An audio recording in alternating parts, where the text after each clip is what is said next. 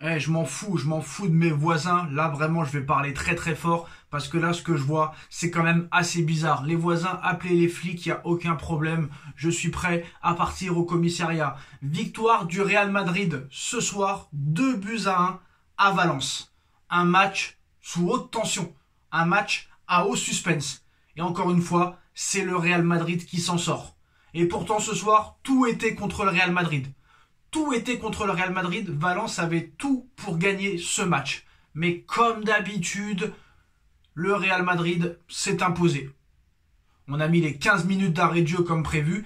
Cette équipe, ils ne peuvent rien leur arriver. Je répète, ils ne peuvent rien leur arriver. Et comme l'année dernière, comme il y a 2 ans, je l'ai annoncé et je vais l'annoncer encore ce soir, le 3 janvier 2025, le Real Madrid va encore une fois remporter la Ligue des Champions cette année. Voilà. Tout le monde va nous dire non, c'est Liverpool, Liverpool est injouable, Liverpool est imbattable. Je peux vous dire à l'arrivée que déjà la vérité du mois de décembre ou de janvier n'est pas celle du mois de mai. Comme prévu, comme chaque saison, le Real Madrid panique un petit peu les premières parties de saison. Et à l'arrivée, ça monte en puissance à partir de janvier, février, mars. Et là, on l'a vu encore ce soir. Parce que là, ce soir, moi, je me demande, c'est pas pour faire l'anti-Madrista, l'anti-Real Madrid, mais tu te demandes des fois si c'est pas truqué. On sait que cette équipe, ça fait des années, qui sont quand même favorisés par l'arbitrage, qu'ils ont une chance incroyable. Mais là, ce soir, ils ont tout contre eux et ils arrivent quand même à gagner. Ce soir, regardez les blessures qu'il y a. Militao ne joue pas. Je sais même plus quoi dire en fait. Il y a tellement de trucs contre eux et ils y arrivent toujours. Militao ne joue pas. Alaba ne joue pas. Carvajal ne joue pas. Il y a un autre blessé en défense. Le milieu de terrain, il y a plusieurs joueurs aussi qui sont indisponibles. Vinicius qui prend un carton rouge. Il se retrouve à 10 contre 11. Jude Bellingham qui rate un penalty. Tu te dis, c'est pas possible de gagner ce soir. Et pourtant, moi, je le dis tout seul devant ma télé, je sais qu'ils vont gagner 2 buts à 1. Même si Bellingham a raté un penalty, même si Vinicius a été exclu, je sais que le Real va gagner 2-1, même à 1-0. Alors déjà, on va remettre le contexte. On va parler du match, encore une fois, catastrophique, cataclysmique de l'Autun. Mais on va parler un peu du fait du match, c'est très important, et rester jusqu'à la fin.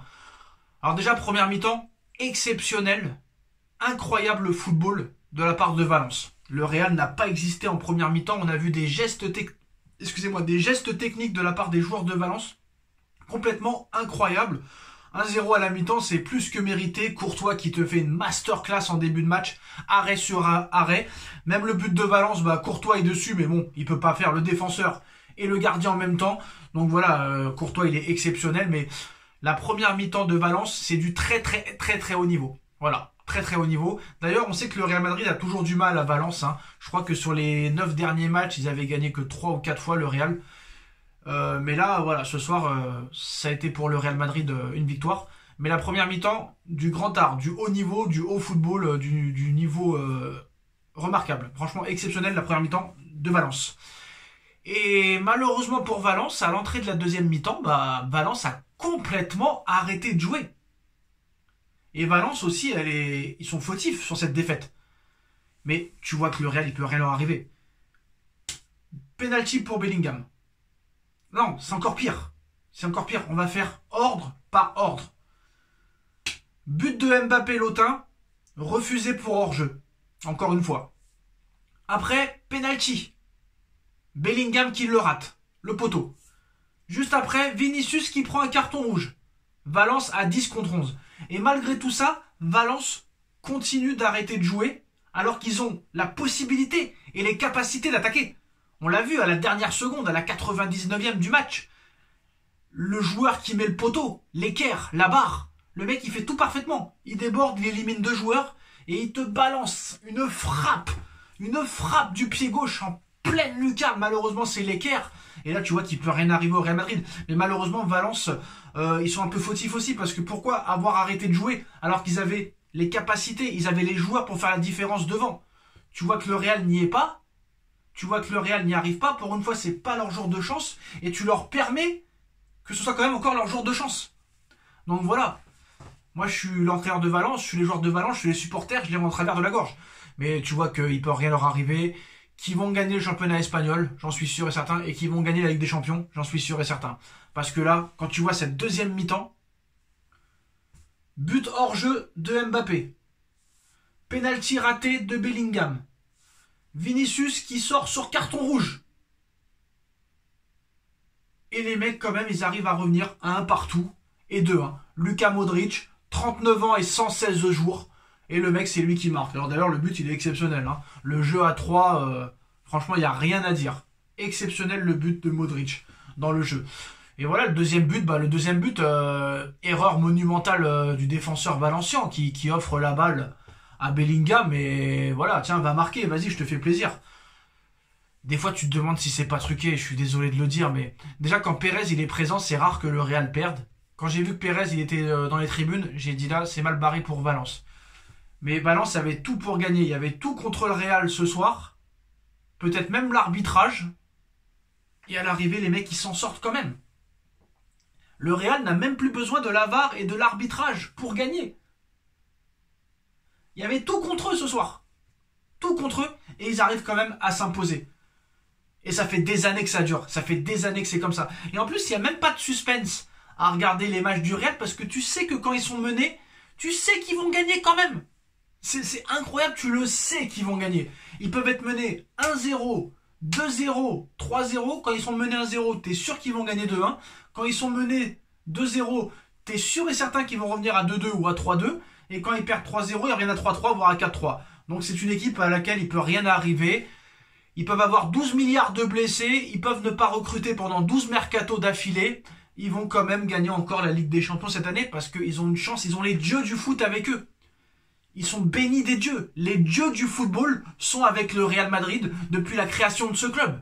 Je suis désolé de le dire. Alors je vais pas commencer à dire match truqué, pas match truqué. C'est vrai que c'est bizarre. En plus de ça, 10 minutes d'arrêt de jeu. Alors d'accord, il y a eu des faits de jeu, des pénaltys, des cartons rouges, des buts refusés, etc., etc. Mais je pense pas que ça mérite 10 minutes d'arrêt de jeu. Il y a que dans les matchs du Real Madrid, vous pouvez vérifier, la plupart du temps, la majorité, c'est toujours avec les matchs du Real où tu vois 8, 9 ou 10 minutes d'arrêt de jeu. Les matchs avec le Real Madrid durent 1h40. Elles durent 100 minutes. Tu m'étonnes qu'ils ont enlevé les prolongations en Coupe d'Espagne ou en Super Coupe d'Espagne, je crois que c'est Super Coupe d'Espagne. Les matchs sont interminables avec le Real Madrid.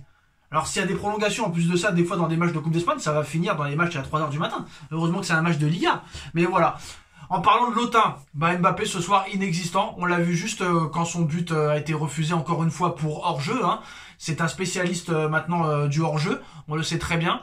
Mais ce soir, il a été inexistant. Tu vois qu'il lui-même n'a plus confiance en lui parce qu'il n'arrive plus à faire les différences qu'il avait avant. Alors c'est vrai que son but refusé, il est beau quand même, hein. Il élimine le gardien, les défenseurs, il n'y a rien à dire. Mais tu vois qu'il a perdu en vitesse. Il est toujours un peu rapide, mais tu vois qu'il est moins rapide qu'avant, qu'il prend moins ses responsabilités qu'avant. Bellingham, c'est le patron, c'est lui qui a pris le leadership sur les pénaltys, même s'il l'a raté. Et tu vois que Mbappé n'est plus l'ombre que lui-même. Mbappé est inexistant. Il n'arrive plus à faire une passe correcte, il n'arrive plus à faire un centre, il n'arrive plus à tirer un coup franc, il n'arrive plus à tirer un corner, il n'arrive plus à faire une passe correcte, il n'arrive plus à faire une frappe correcte. Il est inexistant, il n'apporte rien dans cette équipe. Il n'apporte rien. Dès que le niveau s'élève un petit peu, il est inexistant. Et ça se voit très clairement. Dans son jeu, il n'apporte rien au Real Madrid.